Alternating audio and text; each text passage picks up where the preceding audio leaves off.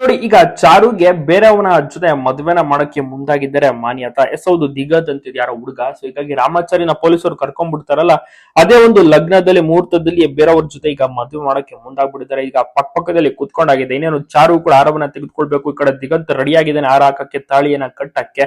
So ಚಾರು ಅಂತೂ ಇನ್ನೇನ್ ಮಾಡಕ್ಕಾಗಲ್ಲ, ಬೇರೆ ದಾರಿ ಇಲ್ವಲ್ಲ, ರಾಮಾಚಾರಿ ಹೊರಟೋಗ್ಬಿಟ್ಟಲ್ಲ ಅಂತ ಈಗ ಅವಳು ಕೂಡ ತಾಯಿ ಹೇಳಿದಂತ ಮಾತನ್ನ ಕೇಳಿಸ್ಕೊಂಡು ಹಸೆಮಣ ಮೇಲೆ ಕೂತಾಗಿದೆ. ಇನ್ನೇನು ಹಾರವನ್ನ ಬದಲಾಯಿಸ್ಕೋಬೇಕು, ತಾಳಿಯನ್ನು ಕಟ್ಟಬೇಕು. ಸೊ ಅಷ್ಟರಲ್ಲೇ ಒಂದು ಬದಲಾವಣೆ ಏನಪ್ಪಾ ಅಂದ್ರೆ ಕಿಟ್ಟಿ ಆಗಮನವಾಗುತ್ತಿದೆ. ಎಸ್ ಹೌದು, ಇದನ್ನ ಯಾರು ಕೂಡ ನಿರೀಕ್ಷೆ ಮಾಡೇ ಇರೋದಿಲ್ಲ. ಸೊ ಮಾನ್ಯತಾ ಅಂತೂ ಕಂಪ್ಲೀಟ್ ಆಗಿ ಶಾಕ್ ಆಗ್ಬಿಡ್ತಾಳೆ. ವೈಶಾಖ ಕೂಡ ಅಷ್ಟೇನೆ. ಅದ್ಯಾಗೆ ಕಿಟ್ಟಿ ಬದುಕಿಬ್ಬದ ಅಂತ ಅವ್ರಿಗೂ ಕೂಡ ಆಶ್ಚರ್ಯವಾಗ್ಬಿಡುತ್ತೆ. ಅದೇ ಒಂದು ರೀತಿಯಲ್ಲಿ ಟ್ವಿಸ್ಟ್ ಬದಲಾವಣೆ ಅಂತಾನೆ ಹೇಳ್ಬೋದು. ಸೊ ಎಲ್ಲವೂ ಕೂಡ ಒಂದು ಪ್ರೀ ಪ್ಲಾನ್.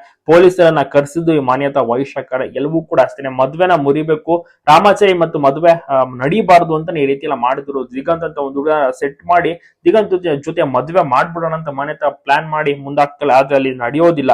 ಎಲ್ರು ಕೂಡ ಅಂದ್ಕೋತಾರೆ ಬಹುಶಃ ರಾಮಾಚಾರಿ ಬದಲು ದಿಗಂತ್ ಜೊತೆ ಮದ್ವೆ ನಡೆದ್ಬಿಡುತ್ತೆ ಅಂತ. ಸೊ ಅಲ್ಲಿಗೆ ಒಂದು ಟ್ವಿಸ್ಟ್ ಕಿಟ್ಟಿ ಎಂಟ್ರಿ ಆಗೋಯ್ತು. ಸೊ ಒಂದು ಬದಲಾವಣೆಗಳು ಇನ್ನು ಮುಂದೆ ಸ್ಟಾರ್ಟ್ ಆಗಲಿದೆ. ಇಲ್ಲೂ ಕೂಡ ಒಂದು ರೀತಿಲಿ ಜಾಸ್ತಿ ಚರ್ಚೆ, ವಾದ ವಿವಾದಗಳು ಕೂಡ ನಡೆಯಲಿದೆ. ನೋಡೋಣ ಯಾವ ರೀತಿ. ನೀವು ಕೂಡ ನೋಡ್ತಾ ಇದ್ದೀರಾ, ನಿಮ್ಗೂ ಕೂಡ ಇಷ್ಟವಾಗ್ತಿದ್ಯಾ? ತಪ್ಪದೆ ಕಮೆಂಟ್ ಮಾಡಿ ತಿಳಿಸಿ. ಜೊತೆಗೆ ಅನುಬಂಧ ಅವಾರ್ಡ್ಸ್ ನಲ್ಲಿ ರಾಮಾಚಾರಿ ಮತ್ತೆ ಚಾರು ಕೂಡ ಉತ್ತಮ ಜೋಡಿ, ವೋಟ್ ಕೂಡ ಮಾಡಬಹುದು. ನೀವು ಏನಂತೀರಾ, ಗೆಲ್ತಾರ ಒಂದು ಜೋಡಿ? ತಪ್ಪದೆ ಕಮೆಂಟ್ ಮಾಡಿ.